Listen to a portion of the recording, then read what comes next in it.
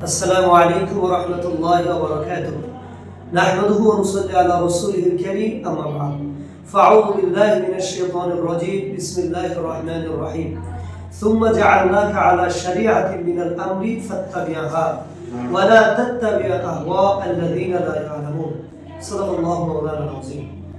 সম্মানিত দর্শক শ্রোতা, সবাইকে জানাই আগামী ত্রয়োদশ জাতীয় সংসদ নির্বাচনের শুভেচ্ছা ও মোবারকবাদ। আমি মোহাম্মদ ইব্রাহিম খলিল নাইম, বাংলাদেশের ঐতিহাসিক জেলা বরিশালের মুলাদি বাবুগঞ্জ বরিশাল 3 আসনের একজন নাগরিক। ইসলামী আন্দোলন বাংলাদেশ হযরত পিশাই হুজুর চরমরায় নেতৃত্বাধীন দলটির যিনি পদপ্রার্থী তিনি উপাধ্যক্ষ হযরত মাওলানা সিরাজুল ইসলাম সাহেব।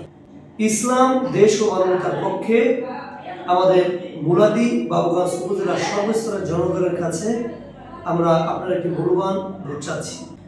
আমি যে আয়াতে কারিমা তিলাওয়াত করেছি সেখানে আল্লাহ বলেছেন, সুম্মা জাআলনাকা আলা শারিআতিন মিনাল আমরি ফাত্তাবিহা ওয়া লা তাত্তাবিআ আহওয়াআল্লাযীনা লা ইয়ালামুন।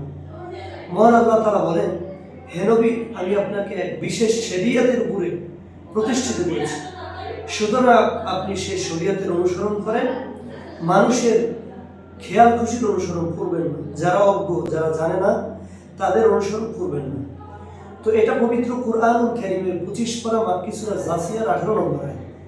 এখানে আল্লাহ বলেছে শরিয়তের ব্যাপারে রাসূলকে আনুগত্য করার জন্য এবং প্রতিষ্ঠিত তিনি রেখেছেন সে কথা। শরিয়ত শব্দের অর্থ বিধিবিধান, পন্থা, পদ্ধতি।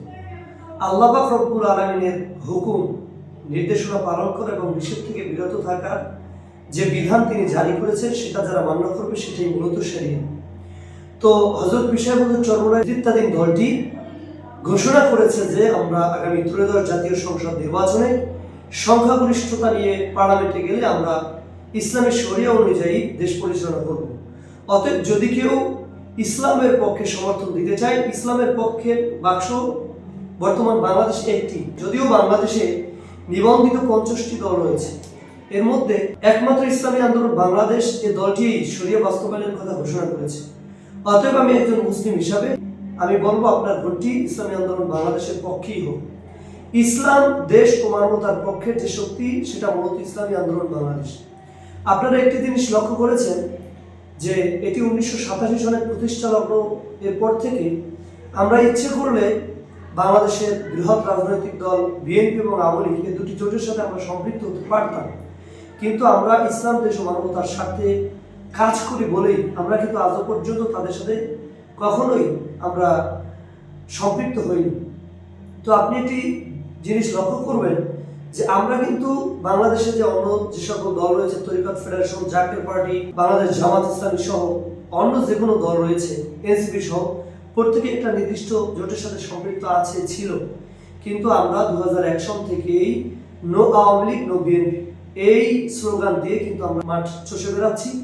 আলহামদুলিল্লাহ আমাদের দলটির বয়স সবেমাত্র 40 বছর পেরোনো, আমাদের যে অবস্থান এটা অনেকটাই ভালো।